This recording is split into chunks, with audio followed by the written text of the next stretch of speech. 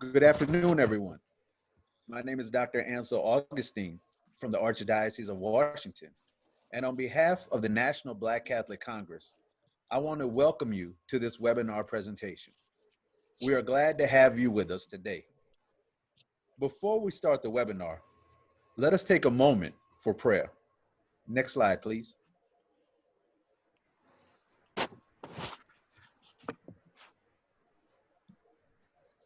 I invite you to recite this prayer with me in your own space. A prayer for those suffering from domestic violence from the Archdiocese of Chicago Domestic Violence Outreach Program. In the name of the Father, Son, Holy Spirit, amen. For women and men who are victims of domestic violence, may God help them be freed from abuse and live safely in the peace of Christ.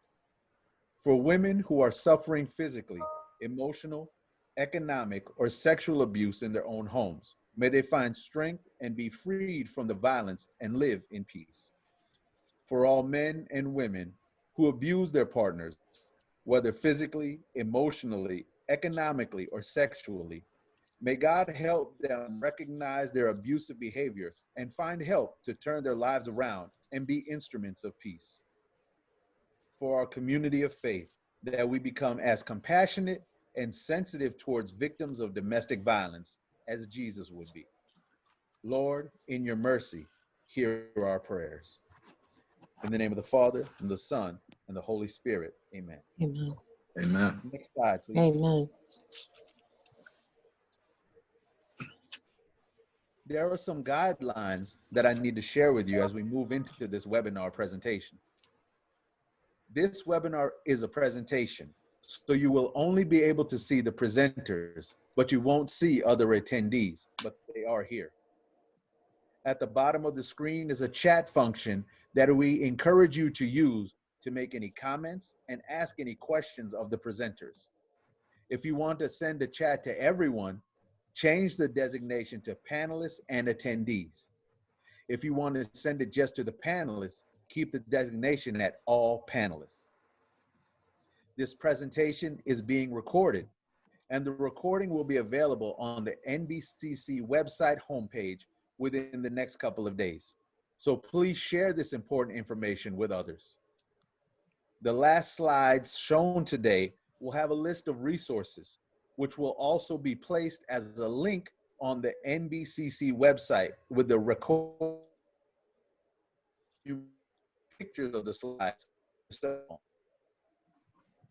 A link to a very short survey will be sent to you email after the webinar ends. We appreciate your feedback, so thank you in advance for completing the survey. Next slide, please.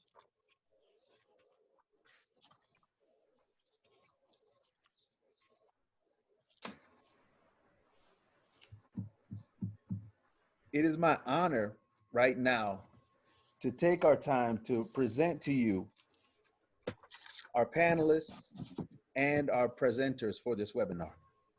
I'll begin by introducing our facilitator, Dr. Tricia Bent Goodley, and our two panelists, Tony Porter and Dr. Johnny Rice.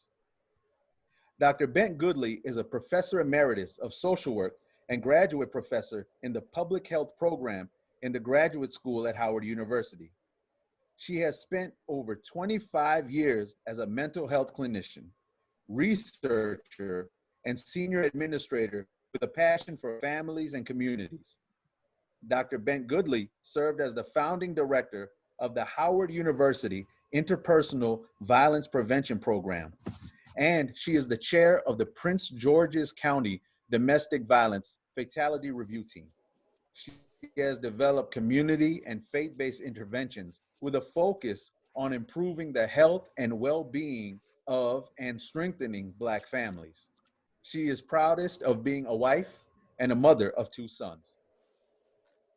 Mr. Tony Porter is an author, educator, and activist working to advance social justice issues and chief executive officer of A Call to Men. Porter is internationally recognized for his efforts to prevent violence against women while promoting a healthy, respectful manhood. He is a leading voice on male socialization, the intersection of masculinity and violence against women, and healthy, respectful manhood. Porter's 2010 TED Talk has been named by GQ magazine as one of the top 10 TED Talks every man should see. Dr. Johnny Rice, an assistant professor of criminal justice at Coppin State University, College of Behavioral and Social Science, has expertise in the areas of delinquency, victimization, and social justice. Dr. Rice previously served as senior program associate at the Vera Institute of Justice in the Supervised Visitation Initiative. Before joining Vera, he worked as a public administrator for the Maryland Department of Human Resources, overseeing their various programs on family violence and victims of crimes. Dr. Rice held the position of Chief Operating Officer and Director of the nationally recognized Men's Services Responsible Fatherhood Program at the Center for Urban Families, CFUF for short, in Baltimore. And now it is my pleasure to turn it over to our facilitator, Dr. Tricia Bent Goodley. Thank you. Thank you so much, Dr. Augustine. I appreciate that gracious introduction. So a couple of things that I do want to say and to share with you all. We are talking about a topic that can be really tough. And so we definitely want to encourage you to take care of yourself while we're together. And to also know, because we are people of faith, we approach talking about domestic violence from the standpoint of hope, believing that change is truly possible. So if you need to take care of yourself during this time, we encourage you, please, to do that. I do want to provide a little bit of information about domestic violence before we get started and talking with our incredible panelists today. Domestic violence impacts 1 in 4 women and 1 in 10 men in this country. On average, nearly 20 people per minute experience physical abuse by an intimate partner. 1 in 15 children are exposed to intimate partner violence each year. Girls and young women between the ages of 16 and 24 experience the highest rates of intimate partner violence. And that's with 1.5 million high school students reporting experiencing abuse at the hands of a dating partner. So this issue is not just an issue that we should be talking about for adults. It's certainly one that we need to be talking about with our children. These numbers have only increased due to the coronavirus pandemic, where we have seen double-digit increases of domestic violence cases occurring all across the country. These numbers are even more sobering in the Black community. So while 25% of US women report experiencing domestic violence, similar studies have found anywhere between 40 to 45% of Black women reporting experiencing domestic violence. We, are 3 times more likely to experience abuse in our homes compared to other women, and 2.5 times more likely to be killed by an intimate partner when we compare to white women. This is a really serious issue in our homes and in our community, but we can do something about it. So I do want to say, what is domestic violence? Someone may be asking that question, what is it? Domestic violence has been defined as a pattern of abusive behaviors that one person uses to control another person. And it can be expressed in lots of different ways. Physical violence, such as hitting, punching, burning, strangling, shooting someone. Sexual violence, which could be forcing someone to have sex or forcing them to have sex with other people. Emotional or psychological abuse, which could include controlling the person's every move, what they do, who they talk to, stalking the person, threatening to hurt the person. Sometimes the abusive partner might threaten to hurt themselves, the children, or even a pet. Verbal abuse, demeaning language, or isolating the person from family members and friends. Economic abuse is another form of domestic violence. And that looks like denying a person the ability maybe to go to work or to school, doing things that might impact their immigration status, or taking money from them and not allowing them to be able to have access to funds, giving them an allowance or things of that sort. Spiritual abuse is also a form of domestic violence. And that could be manipulating the Bible and scripture to support violence in a relationship. It could include not allowing someone to attend mass. And it could also include abusing the person, and while that person is abusing them, saying, God can't save you. These are examples of what spiritual abuse might include. So I want to reiterate, these are tough topics, but we are accustomed to doing hard things. And we've come to this with a prayer of hope in our heart that we can actually make a difference and change. So with that, I again want to welcome this distinguished panel of men who are here to talk with us about their work, what they've been doing, and give us some ideas of how we can move forward. So with that, I'm going to throw this question out to both panelists.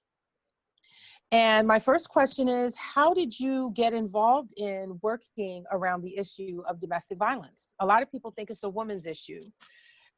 What engaged you? What made you decide to become involved with domestic violence? And I'll ask Mr. Porter, maybe if you could get us kicked off and started. All right. Well, good afternoon. It is afternoon across the country at this point, right? Yeah. So good afternoon, everybody. Yeah. Good to be with you all. 20 plus years ago, I was doing work around organizing and awareness and training and education as it related to anti-racism work. We called it Undoing Racism. Knowing that here in the United States of America can also be seen as a race construct, how this country was built and brought together. And we believe that racism was intentionally done so it can be undone. So I worked with a group of people, many still in existence doing their work, undoing racism work. While doing that work, I would be in the presence of women who was looking at sexism. Another form of group oppression. And they began to engage me to really pay attention to sexism and its impact on women. And if I'm invested in undoing racism, then I can really see and guide some of my interest to the experience of Black women. So I became very interested in it. And one of the things that really attracted me was, as a man, I could address these issues with men instead of how we have traditionally have left this, as Sister Tricia was speaking about a woman's issue. We have left domestic violence for women to grapple with on their own. And so that had a lot to do with me getting involved.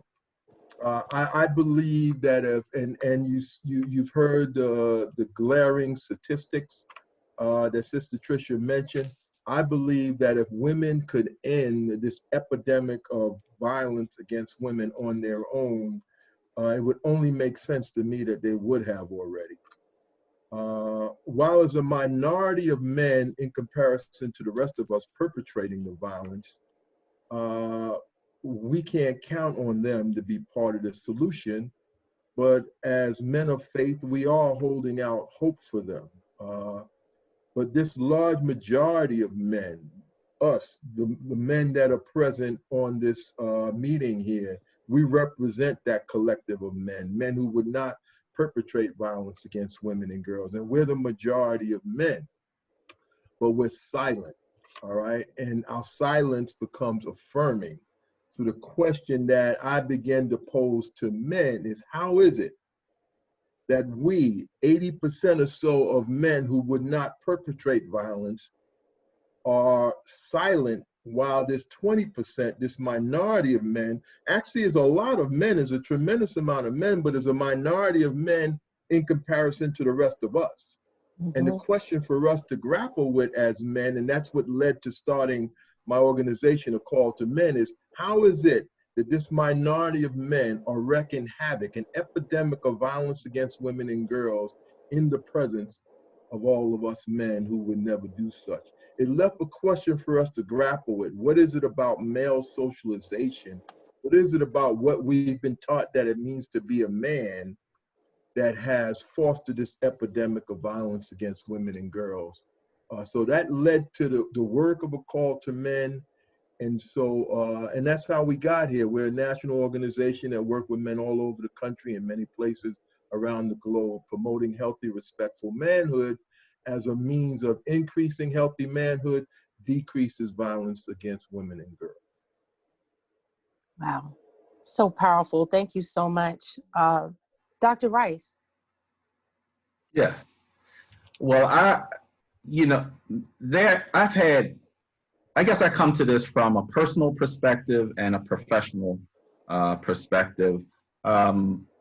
Personally, I grew up in a household as a child in which my father was abusive towards my mother. And that left a very strong impression on me in a negative way, as well as my sister. My father was an alcoholic. He was physically and verbally abusive to my mother. And he did not demonstrate what we would term responsible manhood or fatherhood. And so we became estranged as I became a young adult for many years.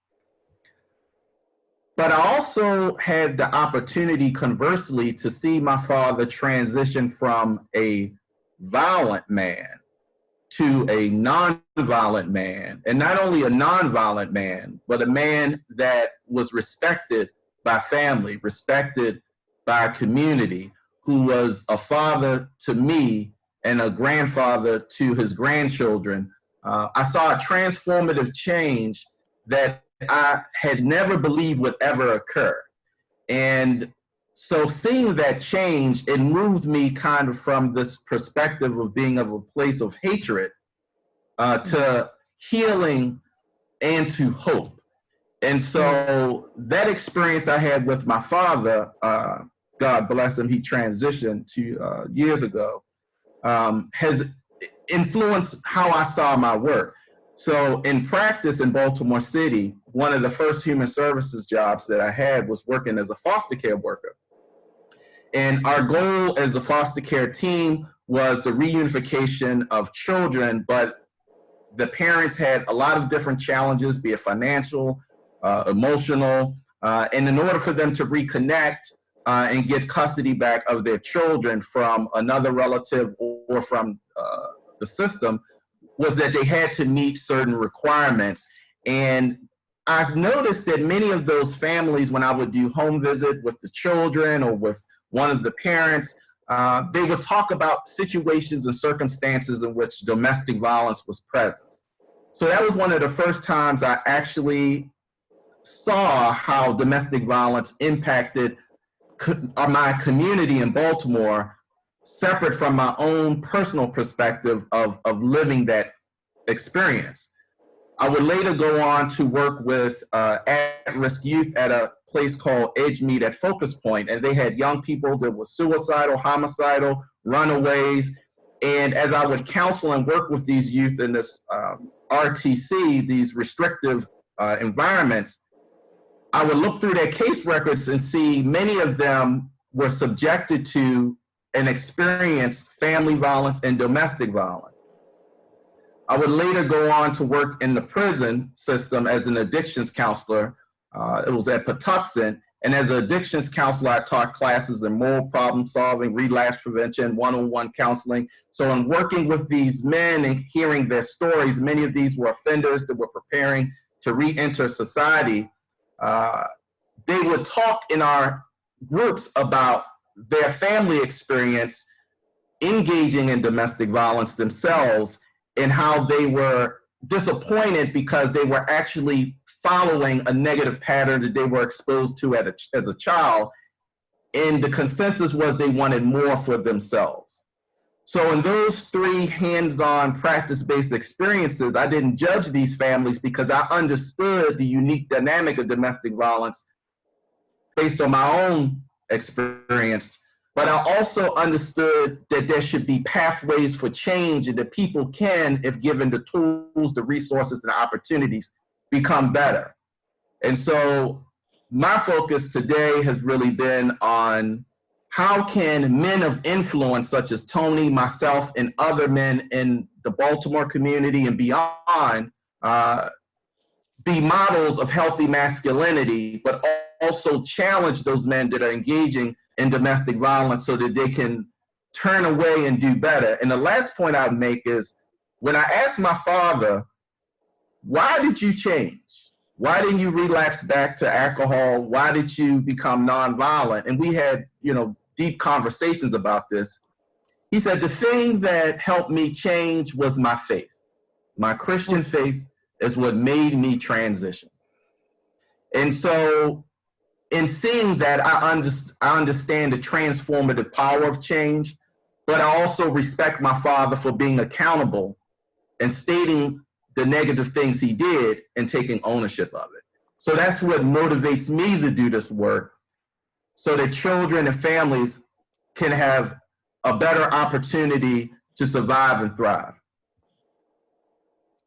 Wow, that is just so incredible. Just hearing your pathway to this work, hearing Brother Porter's pathway to this work, so critical for us, right? Because we're all challenged in different ways to be called to step up and to serve.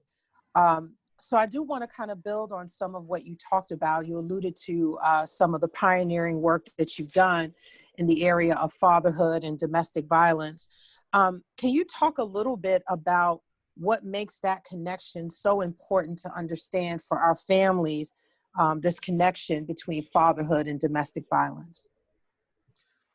Well, one of the questions that I would often ask men, and this was working with men in the prison, working with men later at the Center for Urban Families in the community, what type of father do you want to be? How do you want to be viewed? What do you want your legacy to be? Organization Futures Without Violence has done extensive work looking at this topic of empathy, and as well as with other researchers connected to the Engaging Men movement. And many of those men said that they wanted to be viewed in a positive light by their children. And so domestic violence and other types of abusive behavior are contradictory to that legacy. And so, I mean, it's like yesterday I can remember, and yesterday was really many years ago, but I was sitting in a conference room with the men's services staff at the Center for Urban Families and our CEO, and we were really feeling great about the work we were doing with low-income fathers and families in Baltimore. We were connecting fathers to employment, connecting fathers to mental health services, connecting low-income dads that many people had written off. We would go into the community, engage them, and provide them services so that they were able to contribute to their children's lives in a financial way, but also as a nurturer. So we felt great about that work. And we were starting to get local and national media attention because of it. But as we were starting to get that attention and start to go around the country and speak at conferences about how to engage men, people from the domestic violence movement, advocates, asked us, they said, you're doing great work with men, but how are you addressing the issue of domestic violence with fathers? Now, to be honest, we were kind of dealing with it in an informal way. We had a team of men who would, try to nudge in a positive way, men to do the right thing, not breaking laws, but saying, hey, cut it out. This isn't a thing to do. We're not going to have it. We were getting referrals from our partner program, Baltimore City Healthy Start. There was a maternal women's program, women's and children's program. So we would get insight if fathers were doing some things in the community that they had not been sharing with us in our group activity. But that experience made us step back and say, well, we can't threaten violence to stop violence. And that's not what human service professionals, community-based advocates do. But we acknowledge that we definitely needed to acquire some expertise in addressing this issue of domestic violence by educating ourselves, by partnering and collaborating with people who were experts in this work, and also being able to bring in our men in our program to have the conversation about domestic violence, which somewhat is a taboo issue. So of course, men are quick to talk about gang violence, this more romanticized, or street violence, but not a lot of men are willing to talk about violence towards their intimate partner. So we established one of the first collaborations in the country between a responsible fatherhood program, which we were at the time, and an abusive intervention program through House of Ruth, Maryland. My colleague, Lisa Nish, and leadership at the House of Ruth, Maryland, met with our leadership, Joe Jones and others, the Center for Urban Families. And Lisa and I were tasked to kind of roll it out and make the vision a reality. And just to kind of give you insight as to why we came together, the same men that were being court ordered for domestic violence that were getting enrolled in their program were some of the same men that were also getting contacted and getting enrolled and engaged with us in our program. So we decided that we were working with the same men in the same community. How can we do it in a more holistic way to ensure accountability, not giving them a pass on their violence, but also providing some type of mechanism to get them to support so that they can have the pathway to change themselves. And so through cross collaboration of training, we got to understand each other's philosophies better. Also through orientation, they allowed us to come in to meet with the men at their site so that we could share with them all the different services that could be helpful to them and their family. They also came to our location to participate in violence prevention groups so that it wasn't just us engaging the men in our program that may have had a history of violence, but it was also making aware men who may have been at risk of engaging in violence, what violent behaviors were and what domestic violence was. So just in summary, that collaboration was great because the House of Ruth, Maryland moved from, they had some aspects where they would shame some of the men in the program, so they changed that based on interaction with us. We understood their philosophy and we were able to refer our men and institute a different type of screening tool so that the men who did not self-report domestic violence, we were able to identify and then refer those men to them by saying, hey, if you trust me, you can trust them. So that collaboration was important because fatherhood is universal. All men who are fathers are not violent men, but it gave us a space because after we helped those fathers get jobs, get educational connections, get mental health connections, they would come to us and say, we love you for helping us do this and do that. Is there anything that we can do for you? What can I do for you, Mr. Rice? Well, I would like for you to attend that violence prevention group tomorrow. Oh, Mr. Rice, okay, I'm gonna come. And so it's establishing those type of relationships and building those bridges using programs that care about our community is what makes that work so important. And so we leaned into the conversation about domestic violence. We didn't step away from it. Really powerful. And so you talk about how we can use ourselves to create that bridge. And I think about just all of the churches, all of the schools, athletic programs who are engaging fathers as part of this webinar, and just the bridges that they could connect with could be really powerful, the way that you were able to do that as a pioneer in working with fathers. And I think that brings us back to manhood. It brings us back to really talking through manhood. And while I didn't know that Tony Porter's TED Talk was listed as the top 10 TED Talk every man should hear, I think every man and woman should hear it. I didn't know that, but I want you all to know we're going to provide you with a link to that TED Talk at the end of the webinar so you can be a part of that. Tony, you talk in this TED Talk about the man box and just what that is and why that's so important. You've written a book talking about this. This is such a big part of the work of A Call to Men. Can you talk a little bit about the man box and why it's so important for us to understand for our families? Sure, and thank you. And Brother Johnny, I appreciate all you just shared. Uh, but if you don't mind, Sister Tricia, I want to tap on something you shared earlier first, and I won't be long-winded. Uh, you gave those stats about Black women, Mm-hmm.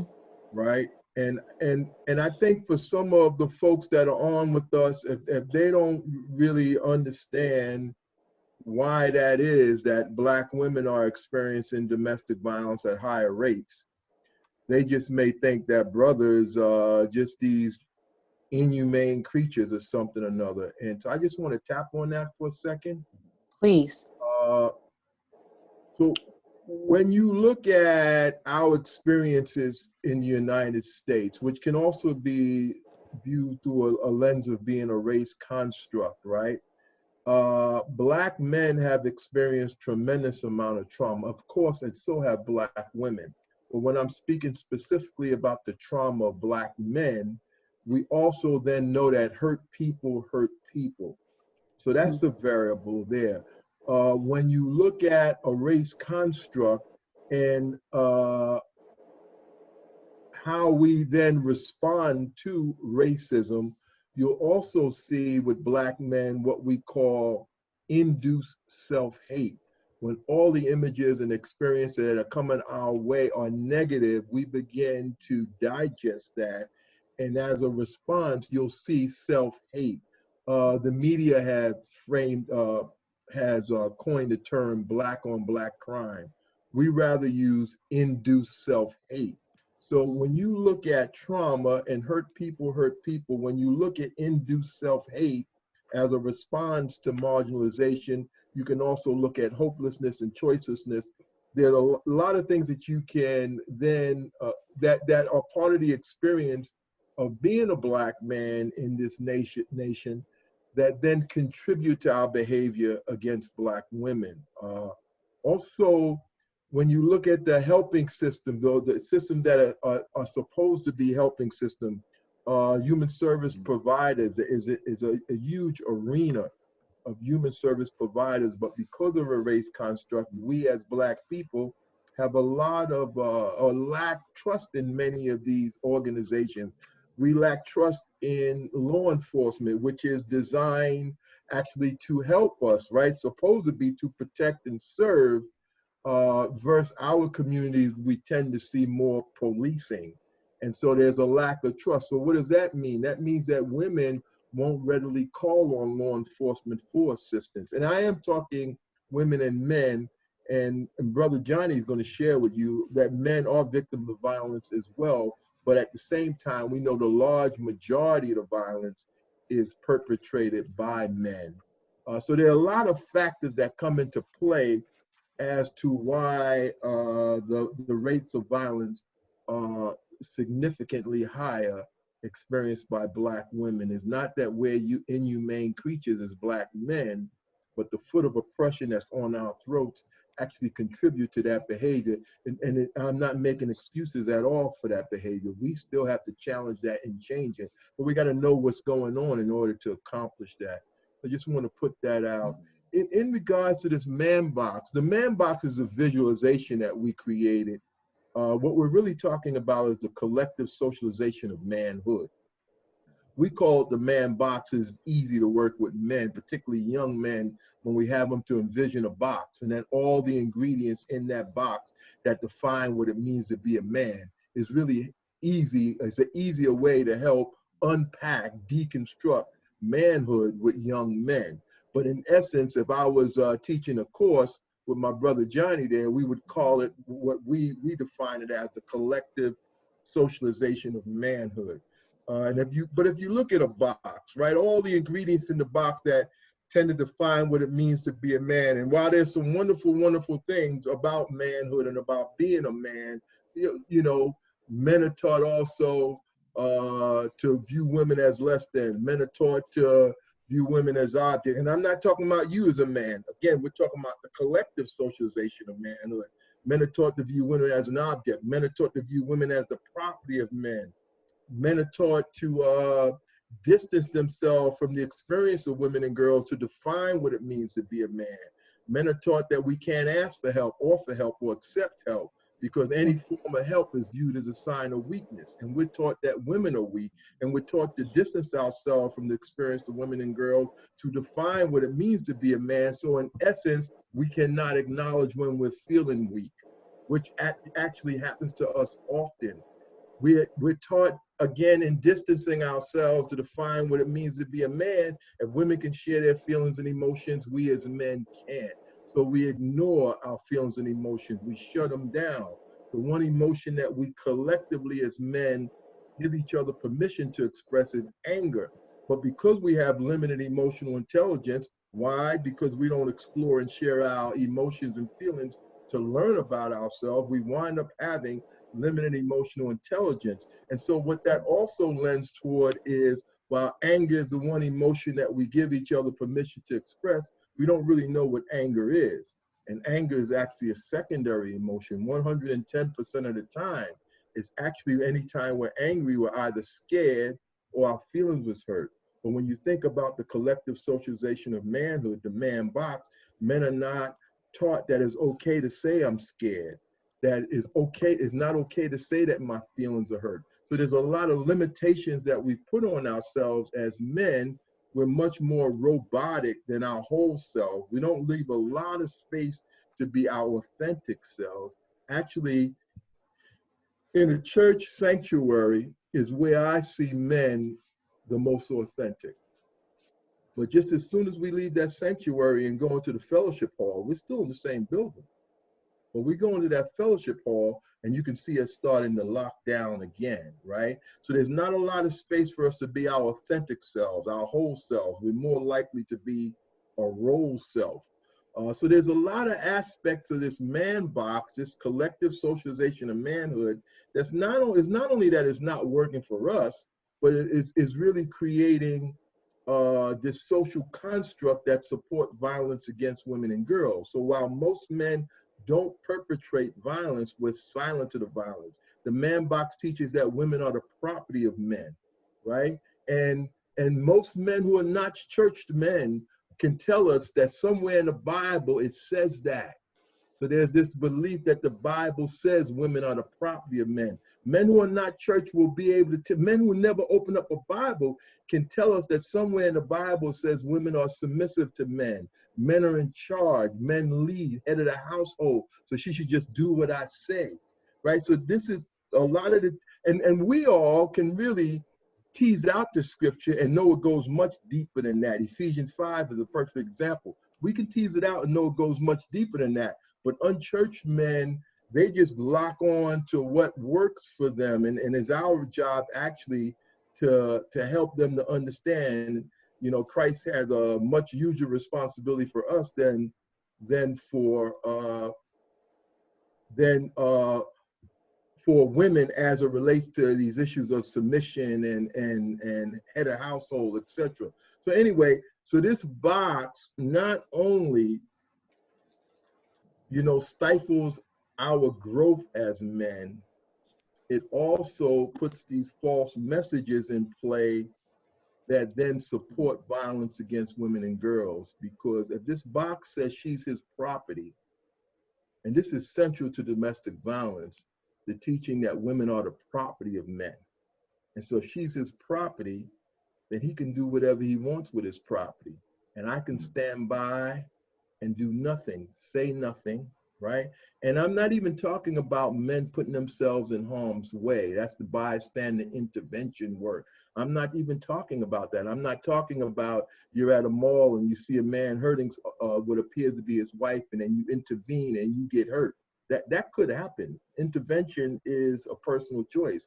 I'm talking about the men in our families. The brother that sits next to me in the pew. Men that I know, that I love and care about, that I know that will never harm me, right? I'm not afraid of them at all.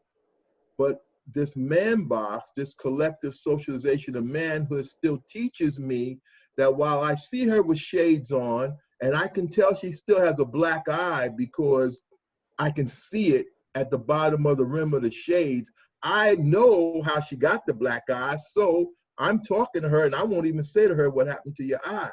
or are you okay? I won't say anything to him about what happened to her eye. Is she okay? All right. That's what this man box teaches. That's what these notions of women being, and women were the property of men in this country at a particular time in the history of this country. And while that's no longer the case today, it's still tolerated in many of our communities, in many of our places of worship. So yeah, I'll stop there. I think you bring up many, many topics, and I do see some of the questions coming into the chat section, and we're going to really devote some time to answering some of those questions. But I think about, you know, my two sons who, you know, spent years in Catholic education, pre-K3 all the way up till high school, right? And the tremendous opportunities that we all have to provide education and create awareness for particularly our young men and our boys in these settings that they're in. So I wonder, for both of you, both panelists, if you could just share, what conversations should we be having with young men and boys about domestic violence? Well, I want to just acknowledge Tony made some excellent points in terms of, and just always hearing about the man box is critical in amplifying that, because it's important for us to have a conceptual framework to understand the behavior and that we see, and also to think about what our role can be, particularly as Black men, to address and account for our own responsibility with our brothers. I think that the conversation, I have a young son who's wrapping up college. Knock on wood. he's doing this thing. I always mess with him, but you know, he will finish. So I think the message and the communication that's important is that men and young men understanding that they influence their peers. And they can have a lot of power, be it on the secondary school level, on the collegiate level, and how they comport themselves, what they present to the public, what they present behind closed doors, is important to who they are in their internal being. All right. And for us as a family, we have the spiritual component that supports the practical things that we pour into our son in terms of what we expect for a young, responsible man to be. He has a younger sister, so it's important that he models for her. So as a faculty member at a historically Black college and university, I'm in a unique position to influence not only my students, but also all students on campus that I come into contact with. One of the things that we echo, not just myself, but other members of our Black Male Initiative Task Force at Coppin State University, which I'm a member, is to look at ways to have meaningful discussions with our young men and older men who are part of the campus community about issues far-ranging, be it COVID, be it social justice, and domestic violence is also an issue that is not going to be overlooked. Fraternities, such as my fraternity, Kappa Alpha Psi, clubs on campus, Greek community, all of those leaders, student leaders, are influencers. And so by them understanding and being educated by faculty such as myself as to what domestic violence is, the impact domestic violence has on their victim, the impact domestic violence can have on them if they're being exposed to it, in providing a vehicle for them to report, a vehicle for them to develop safety planning, to be safe. All of those are things that can occur on the secondary and the collegiate setting, but the leaders and the staff and the faculty and the key stakeholders, we have to make sure that we're being authentic and doing constant self-assessment and modeling those things that we would want the young people and the older people who are students at that college to be able to do. You have organizations such as Men Can Stop Rape with Neil Irvin and others who go into these places and spaces and provide the necessary tools and guidance, along with Call the Men and other entities, so that even if those academic communities don't have the expertise within their own counseling department, within their own schools, that the resources and the messages to how the link to those resources are readily available. I tell my son that, you know, he is a byproduct of us, my wife and I, and he represents our family. And he understands that. My daughter also understands that she is a byproduct of us and she represents our family. And we've said to both of them and had a discussion that if someone cares about you, they will not harm you physically, mentally, emotionally, economically. And so it's the same message conveyed to my students. It's the same message conveyed in our campus community. And the last thing I'll say is, as a professor of criminal justice, I love it being at a university because nursing cares about domestic violence. Psychology cares about domestic violence. Counseling cares about domestic violence. Our leadership and administration cares about domestic violence and dating violence. So we can all link up in ways that can be very beneficial. Students can have activities and participate and convene discussions around domestic violence and sexual assault. And the opportunity is there, but the commitment and the guidance from leaders such as us has to also be shared. Thank you. Brother Porter. Yeah, so to keep from being redundant, I'm going to ditto everything Brother Johnny shared and just add a couple of other additional things. The whole notion of teaching boys to be their authentic selves is key. And I'll throw a plug, and I know Sister Tricia will put our website into the chat space a little later on. We have an evidence-based curriculum, Coaching Healthy Manhood, Healthy Respectful Manhood, and a lot of information around youth initiatives that we can help folks who are interested with. Is about authenticity, though, at the end of the day. If we could teach boys to be their authentic selves, we are promoting healthy, respectful manhood. If we are promoting healthy, respectful manhood, that in of itself will decrease violence against women and girls. Teaching boys to be their authentic selves will allows boys not to be so focused on the characteristics of distancing. They will be more open to sharing their feelings and emotions. They're more open to asking for help. They will not see women as readily as objects, particularly sexual objects. They're more likely to see equity and equality in relationship with women when they're comfortable being their authentic selves. As long as they are required to be a role self instead of their whole self, they will then submit to those rigid notions of what it means to be a man, and that's the breeding ground for violence against women and girls. Wow, so powerful. And I hope you all saw that I did put the website information for Call to Men in the chat.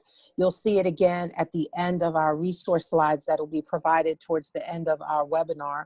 And I want you to start thinking about your questions as I begin to move towards ending our questions. So I know, Dr. Rice, you mentioned having been a child witness of domestic violence. And, you know, we really wanted to, you know, echo, and I think Brother Porter said this, you know, we know that men are also victims, survivors of domestic violence. So just wanted to ask you, what supports, you know, are available? What should we be doing or saying to survivors, male survivors who've either witnessed domestic violence or have experienced domestic violence? Thank you, Dr. Ben Goodley. I think one of the challenges is that there are still limitations to resources as it relates to male victims of domestic violence. I've been to many roundtables and conferences where this issue and topic has come up in terms of how to best serve male victims. And there are resources, and there is, networks in different communities, but it's not what I would say any type of national model or cohesive model, similar to the coalitions for domestic violence that exist across the country. But I have seen two things. I've seen coalitions do more work to try to become male-centered or to be able to assist men. But the challenge with that, of course, is some men, there's gender-specific groups within different organizations. And so a male may come to an organization that does not have gender-specific groups and may feel that they don't fit and not show up again. And then you may have providers that may not, may offer service, but the men don't feel comfortable based on the dynamic of the center and the services that they are receiving. What I would say is that there are, in each community, there are generally networks that work with men. And those networks that work with men may be inclusive of abuser intervention programs, responsible fatherhood programs, male involvement programs. And I think the key is to you can start with the coalitions in your state and your community, because generally they may have a knowledge of what exists or does not exist. You can look at Office of Male Initiatives and local government to see if they have any male involvement type programs. You can also look within the health departments, because some of these issues won't specifically fall under any one umbrella. It may be under the health department and male health. And so depending upon your state and your jurisdiction, it might be difficult. But generally there are individuals and organizations in each respective community. If they're doing the work, the service community will know who they are, and those referrals can be made. But I would say that the challenge isn't just a lack of intentional services set up just for men, but also you have the challenge of men not wanting to be perceived as non-masculine, men who do not want to be perceived as a victim of any sort. And also you have men who may be in denial and feel as though they're not really in a domestic violence relationship. And so this is an area that I'm still committed to, and there are others who are committed to. There are some national organizations that do work around men and sexual assault, but I think that agencies and entities that provide direct services in terms of counseling are limited. And that's where I think that mobilization needs to occur. And I'm sure even anti-violence advocates and women's movement advocates would also agree. I do believe that there are also some culturally based programs throughout the country that a component of their program may engage men. Asha Family Services is a program that not only works with women of violence from communities of color, but they also engage men and men who have had prison experience. And so the key is being able to identify those type of organizations in your respective community that are invested in providing support services, not only to men that are perpetrators, but also men who have been through traumatic experiences, such as domestic violence and sexual assault. Thank you so much. I'm going to begin to ask, again, I see some of the questions rolling in, and we're going to try to get to each of these questions. We are getting closer to our closing questions. But I did want to highlight, Brother Porter, the work that you all are doing with athletes, because we have a lot of Catholic athletic associations, leagues across the country. I'm wondering, is there anything that you'd want to share about the opportunity for coaches and athletic directors to get involved in addressing domestic violence? Yes, that's a great question, and thank you, because they're central to the solution. And why are coaches and athletes central to the solution? When we talk about engaging men, right? As I mentioned earlier, the majority of men are not violent. It's a minority of men who are violent. It's a lot of men, but it's a minority in comparison to the rest of us. As I mentioned earlier, that if women could end this epidemic of violence, and it is truly an epidemic. Sister Tricia gave you stats. What I want to go as far as to say is the Center for Disease Control has said that men's violence against women and girls is one of the leading causes of injury. They put it right on, and they've taken it on as a major health concern. As we know, that's their job, to address health concerns. They have said that men's violence against women and girls is one of the leading causes of injury to women and girls. They put it right alongside of cancer and heart disease, the number 1 and 2 causes of death for women. So it is truly, truly at an epidemic. Why I will go back and say, if women could end the violence on their own, they would have already. And with this minority of men, and so I love how Brother Johnny talked about his dad, because we're not throwing them away, but there was a period of time that he couldn't count on his dad, right? But we have hope for them, and his dad did come around, right? So we do have hope for them.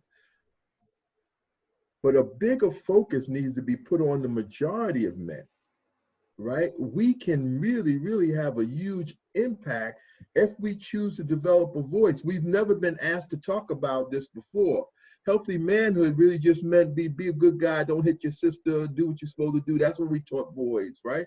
We didn't really get deep.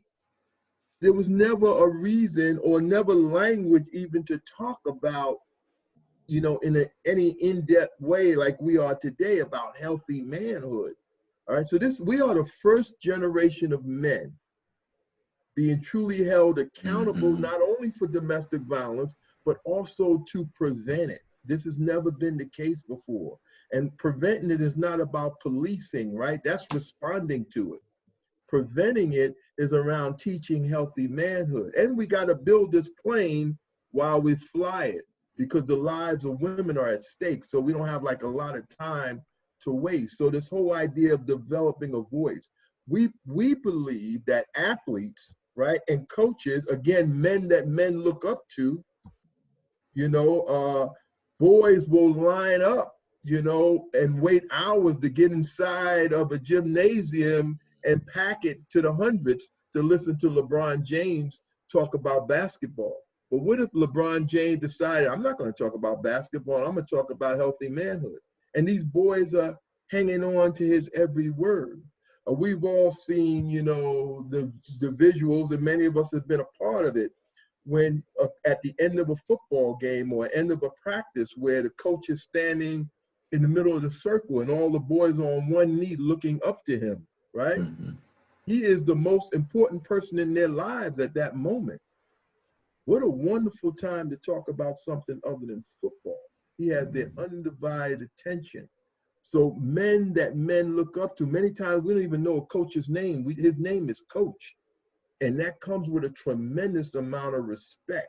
So when we look at the and many of these organizations are hyper-masculine organizations that men look up to for the obvious reasons, because we don't look up to, collectively speaking, we don't look up to organizations that support our teachings of less value, right? But we look up to athletes, we look up to athletic associations and organizations, we look up to coaches. So a big part of our work is to help the sports arena in of itself, the institution of sports, to create this as part of their platform. We work at A Call to Men, we work extensively with all of the major pro sports, National Football League, Major League Baseball, National Basketball Association, the Hockey League, Major League Soccer. We work with them all very, very intimately, because if we can get them to develop, to use their influence, to then create a platform to put their voices in these spaces, we can really expedite this process that we're engaged in. Because when they speak, other men listen. And that's it in a nutshell. At the end of the day, We're trying to expedite this process. And when men who have influence over other men speak, they listen. So for example, if our pastors and priests are putting this out, and our bishops and our imams and our rabbis, and they're all putting this out across their pulpit, men listen. We get faith leaders to really talk about these issues, men listen. They're another, piece of the puzzle, the influence that they have, the platform that they have. So it's not just athletes. There are many men who have influence over other men, right? Military men have influence over other men. When they come home, men gather around them in a circle and want to talk to them about how they're doing. Young men on, traveling home on flights and whatnot. He's just 18, 19 years old. He doesn't know anything about the world, but a 60-year-old man will sit next to him on a plane and bombard him with questions, right? Want to know what, he only been in the military 3 months, but you're sitting there bombarding him with questions because we look up to that. So our work is really to engage men who have that level of influence, to infuse this into their platform, into their thinking, developing a voice, etc.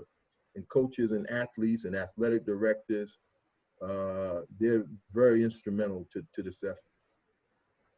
Thank you so much. I think that really does lead us to my final question, and then we'll dig into some of the questions that we have here in the chat section. And I'm wondering if you could quickly just share, what do you think, what is the role of men of faith in our churches? What role can they play in responding to domestic violence? Maybe give us 2 or 3 things that men in our churches can begin to do to be responsive. Well, I attend Faith Christian Fellowship World Outreach in Owings Mills. And one of the things that the brothers do there, and I haven't been attending as many groups as I should because I've been a little busy, but that's not an excuse.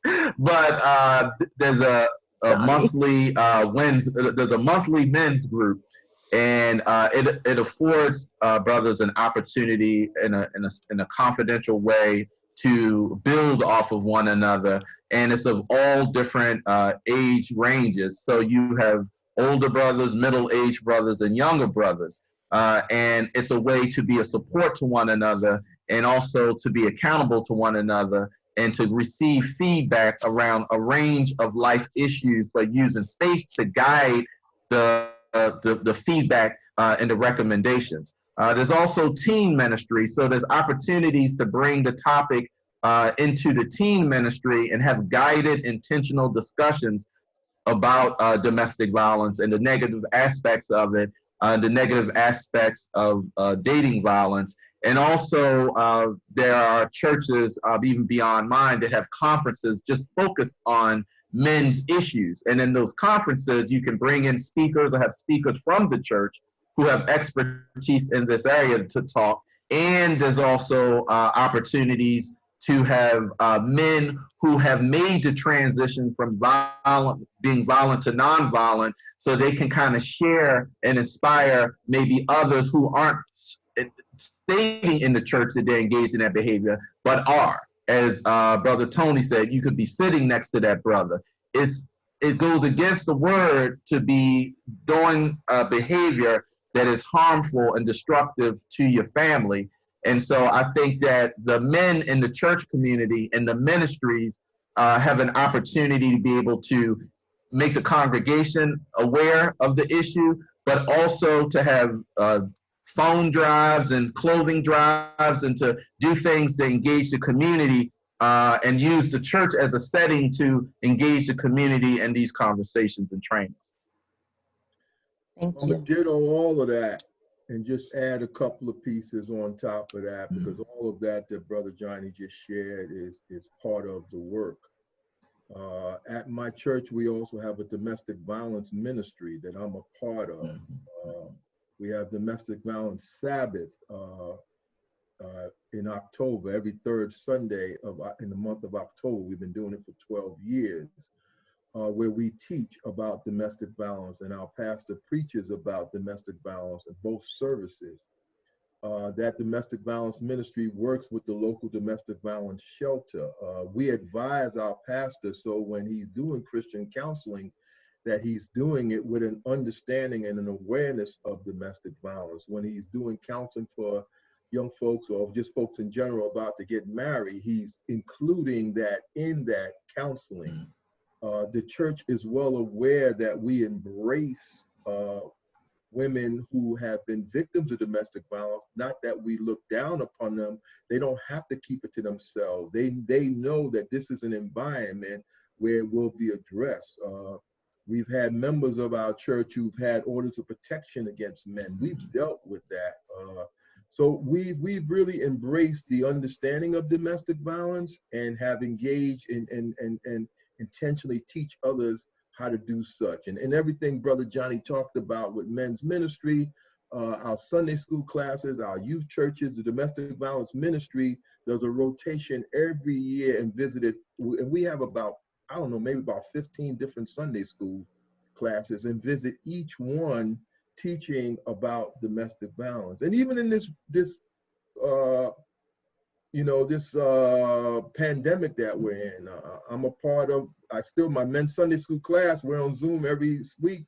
I'm involved in a book club on Thursday evenings. We're reading Dr. Reverend Tony Evans' Kingdom Man. And we're dissecting that book. And I am the agitator, unapologetically. I'm the agitator in the book club, and they know it. But we're dissecting it and we're bringing it to real life and real life experiences from a biblical perspective. And so much of that really includes, our relationship with women. So the church is instrumental. We all know that within the Black community. I mentioned earlier our distrust in so many of the human service providers that are supposed to be helping agents for us. So we come to the church. That's the place that we can trust, is the church. So we really have to be up on these issues, get ourselves trained up. This is a place where it's required for us to have a relationship with the secular community, in my estimation. It's not a church versus state situation. We need to have relationships with the secular community. And this, I no offense to anyone, but I'm beyond, just turn it over to Jesus. I don't think that's what he wants from me, to just turn everything, to have that notion of we just bring everything to Jesus. Sometimes Jesus is telling us to go talk to somebody else. And I believe in that. And so the church is just instrumental to our communities and to this effort. And if you can get a leader of a flock to shepherd, to really take this on, the church can do magnificent work as it relates to preventing and responding to domestic violence. Yes, yes, yes. And I want to remind everyone that the United States Conference of Catholic Bishops has a statement on domestic violence. We're going to give you a link to that. It's going to give you some examples of things that you can be doing in your church. And I want to echo a couple of things that,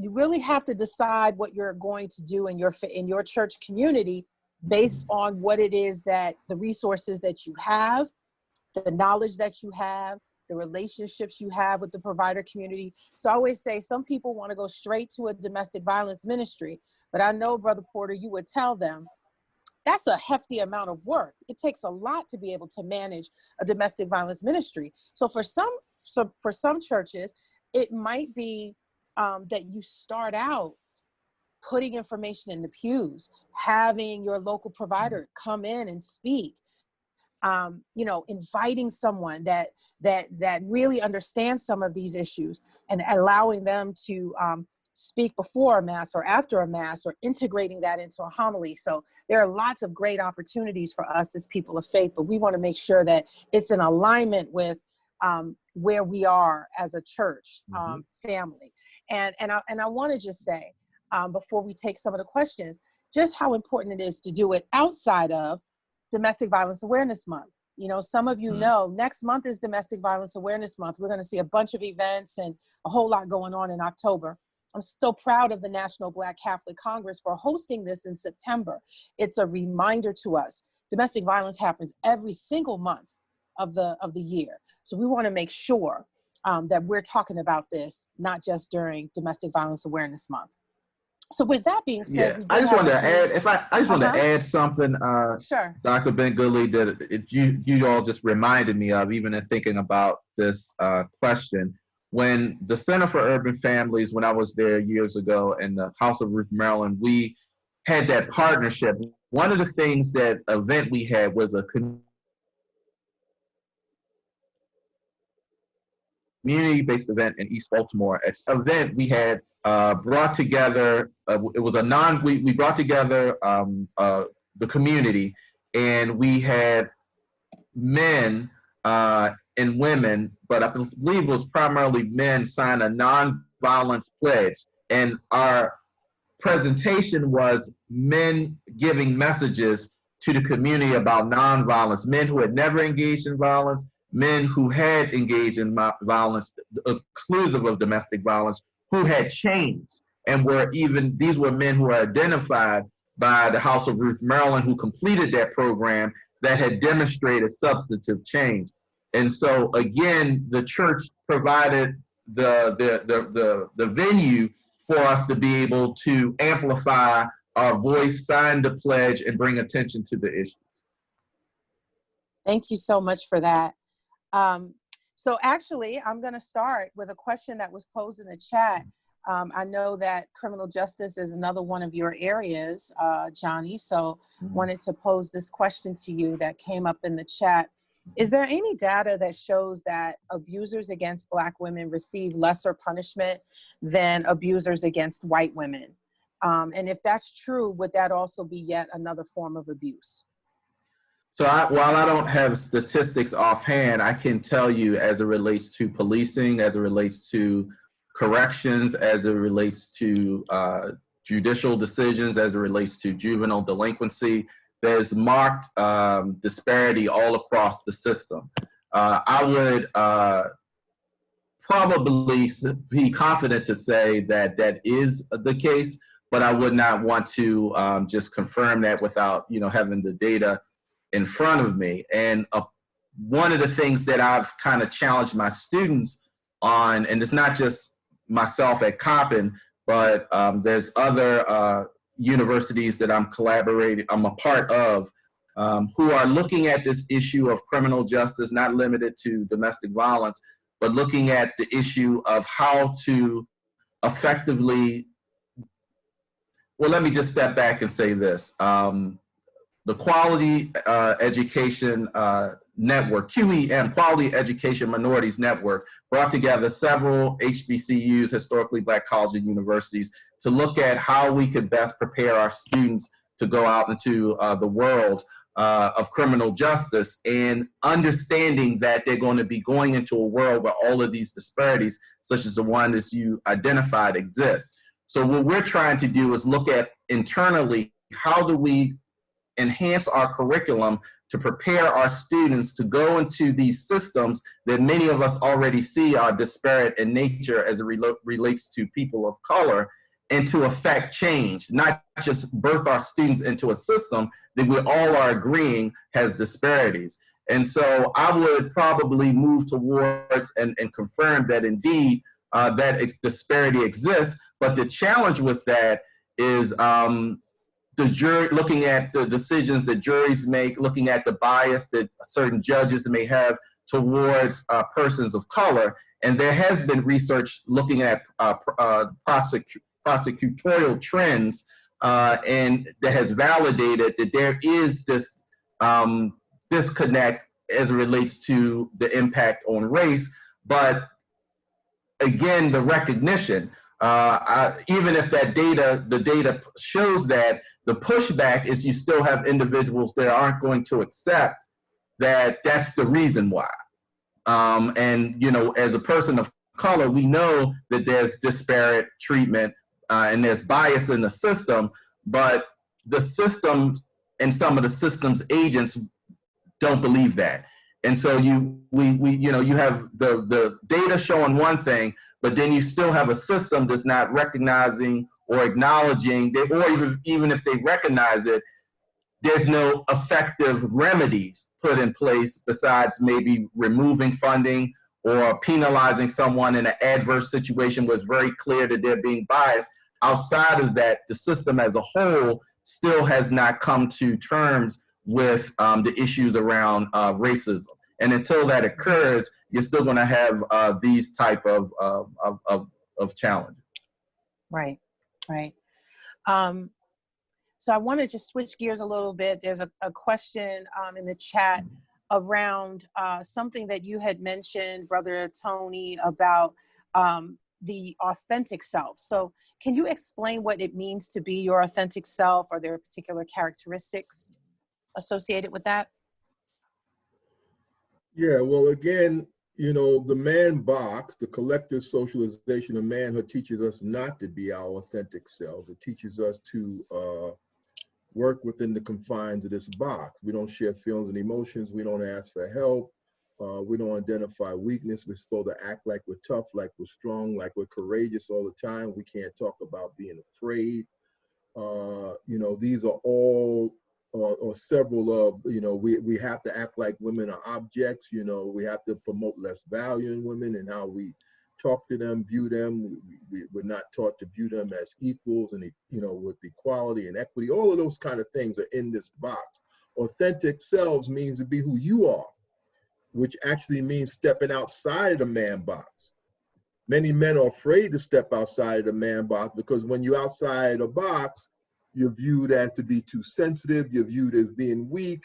When you're outside a man box, the possibility of being isolated from other men, you know, cut off, you know, stereotype, all those fears. So many men are actually being held hostage to it because they really want to be out of it, but they're afraid of being their true selves, right? Being honest with how they feel and how they view the world. They rather work within the confines of how men say we should so that they're not ostracized or limited or for young men teased and bullied, etc. So being your authentic self at the end of the day really means just being you and not being held to these norms. And so being your authentic, I can say what we see as being healthy manhood, that might not be everyone's authentic selves. Authentic selves, again, is not being tied to these rigid norms, which in many respects may very well be being a healthy man. Expressing your feelings and emotions, right, is a healthy man. The ability to ask for help is a healthy man. The ability to talk about weakness and fears is a healthy man. The ability to stand alongside of women, the ability, this is a good one, an important one also, is when men, you know, in our socialization, we're taught to view women as the object or objects of men, right, as sexual objects, right, really teaching our boys to have an interest in the experience of girls outside of sexual conquest. Far too often our boys are taught that to have an interest in our men. You can see it with men. You ask a man who's going to college, did he take a women's studies course while he was in college? And most of them will say, no, I haven't. And when they did, they were one of maybe 3 men out of 30 students in that class taking this women's studies course. And when you ask men to make sense of why a man would be taking a women's studies course, we usually come up with 2 reasons. We'll say he's a gay man, which is why he's in the class with women, or we'll say that he's there to meet women, right? Rarely do we say he's there just because he's interested in the experience of women. And when that is the answer, and you share that with other men, when a 21-year-old shares with a group of his friends, I'm not interested in any of the women in the class, and I'm not gay. I'm just there because I just want to learn about the experience of women. That really throws everybody off because it's in direct violation with this collective socialization that you would, because remember, I said earlier, in many cases, we're taught to define manhood by distancing ourselves from the experience of women and girls. That distancing requires a lack of interest. So if a young man is interested in the experience of women and girls, so he's taking a women's history course, right? And of course, there's going to be the majority are going to be women in the class. It throws men off as to why a man would be in that class, right? So being your authentic selves is really going against the grain of how we're told what it means to be a man in regards to our socialization. And you know, I believe this is a Tony Porter thing. There's no empirical data wrapped around this. This is just me. I believe that with all the oppression that women experience at the hands of men, I still believe that women, just who they are, they're much closer to humanity. I believe women are closer to how we would define humanity. All you gotta do is go in church. Watch how women embrace the Lord. And somebody might get upset with me, but hey, you know what? I'm unapologetically sharing my truth. Watch the way women embrace the Lord in the sanctuary, and watch the rigidity and the challenges for men to just be free and embrace the Lord, just be free. Women have a handle on that we don't. I believe women are much closer to how we would define humanity. And I also believe that in our socialization of manhood, that's teaching us to define manhood by distancing ourselves from the experience of women and girls, we are in essence distancing ourselves from our own humanity. So authenticity, right? That's about embracing your full humanity. Powerful. We have I think about 3 more questions that are left, but I don't know if we will get to all 3. I'm being honest. I do want to get this question out. I think it's super, super important. Not saying the others are not, but it gives us an idea of what some of the things that we can do. So one of the questions that came up in the chat, why should you not tell a person a survivor, a victim, why should you not just tell them to leave? And as part of that, the question was, why would someone stay? So any kind of thoughts on that? I think that from the outside, you know, and I've been probably connected to the movement as an ally for maybe now over 20 years. And I think from the outside, from the most practical thing someone would immediately think is leave. If someone is violent towards you, it makes sense to leave. But when you're from the inside, you know, and from the policy perspective, the practice-based perspective, doing this work, advocates, research side, you know that the lethality is at the highest when that individual is moving to leave that relationship. And I've also, you know, the understanding is, from what I've read, it may take a person up to 7 to 8 times to attempt to leave before they can even make that final transition. So that friend that says, why don't you leave and just walk away, could actually be putting that person in the most lethal situation that's possible. And we also, in taking a victim-centered approach, have to also rely on and understand what is the victim telling us about the situation. And so that doesn't mean that a victim can't leave. There needs to be adequate safety planning and intentionality around that. But what I want to also offer is that years ago, one of the first focus groups I read about was a group of Black, I think it was Black and maybe Hispanic low-income women. It may have been conducted by Futures Without Violence. And they asked these women about abusive relationships that they were in. And one of the central themes that came out of this focus group with maybe like 12 or more women was that even though they wanted the violence to stop, they didn't necessarily want the relationship to end. They wanted help. And so in some communities, as we look around, you're going to have individuals who want to make a decision to stay for economic reasons, for reasons in terms of children, they don't want to leave and move to another community and uproot the children and their socialization, even though they still may be experiencing that violence.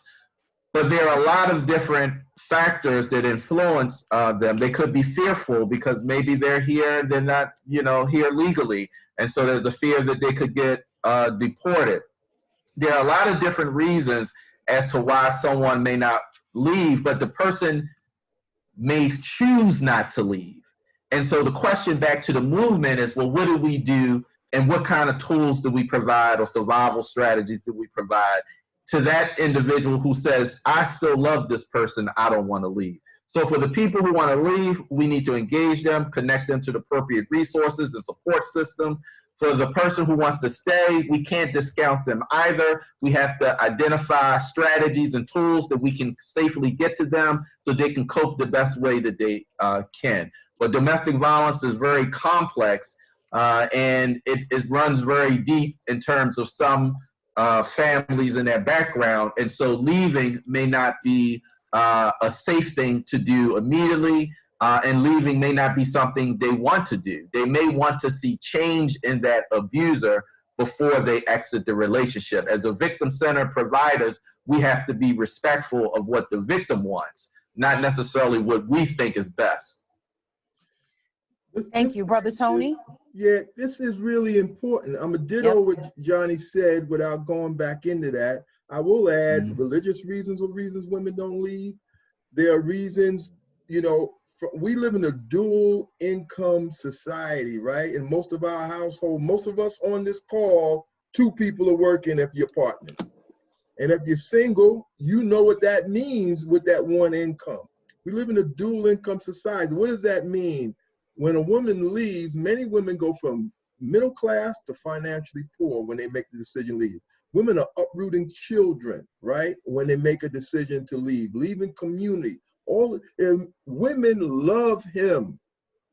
They love him. That's someone they love. They were in love with him usually before the violence started, right? So there's we need to stop asking women, why don't you leave, first of all, because most of the time, not the people on this call, but a lot of time when we're asking women, why don't you leave, there's a flip question that goes with that then says, so then you're responsible, you're being hit. Why don't you just leave? Far too often translates to, well, it's your fault you're being hit. And we need to really, our work with men, should I say, is we don't ask, why don't you just leave? We ask, why don't you stop? To him, right? Why don't you stop? And to Johnny's point, we need to know what we're saying when we tell women to leave. Because domestic violence is about power and control. And when a woman leaves, he's lost power and control. And 7 out of 10 women who are murdered during or after a separation. So from a danger perspective, we need to know what we're talking about and what we're doing and how we're supporting her when we say, why don't you just leave? Because we still live in a society that views women as the property of men. So we don't have all the necessities in place when we talk about why don't you just leave. Thank you so much. I want to thank both of our panelists for having us to think, to really think, to dig deep, and hopefully to continue to pray and act, right? To be able to pray and listen to what God is telling you, and also to take that and move that towards action. I think that's part of what we're all called to do. And so I just want to thank you both for answering that call yourselves. I also want to say thanks to the National Black Catholic Congress. Thank you to Valerie. Thank you to Kimberly for having the courage to have this conversation. I'm grateful to you both. And so now I'm going to turn it back over to Dr. Augustine. All right. Thank you, Dr. Ben Goodley, Mr. Porter, Dr. Rice. You've given me and all of us so much to chew on and think about. As someone that's worked most of my ministry in youth and young adult ministry, particularly back home in New Orleans and around the country, I see this as an issue that we need to discuss openly and honestly amongst ourselves and amongst our young people as well. So thank you for that. I have no doubt that the knowledge shared today will positively impact our attendees and their families. Thank you again to you all as panelists for taking time to be with us. And I also want to thank all of our attendees today. Next slide, please. So I think as we have all been presented with this information, we are all asked at this time to be presented with a call to action. Take this time to prayerfully consider what is in your heart to do. We ask that you take a stand against domestic violence, to model healthy relationships within your own home and communities. That means where each person can be who God created them to be, in a place of love and respect, and not out of fear and hurt.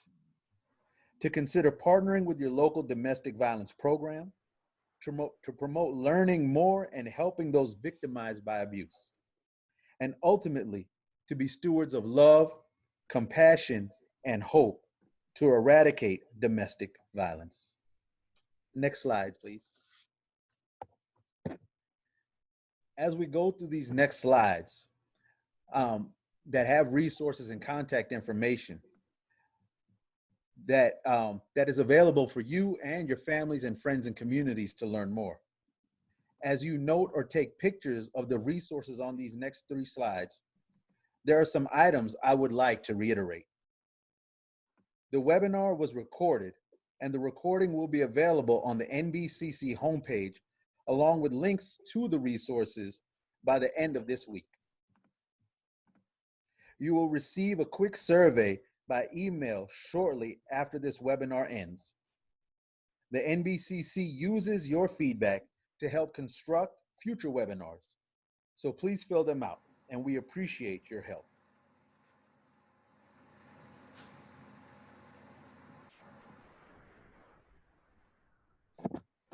Thank you, everyone.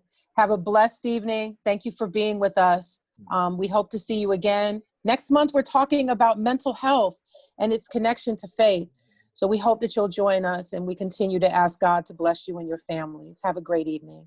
Thank you. So long. Thank you. Have a good one, everyone. So long.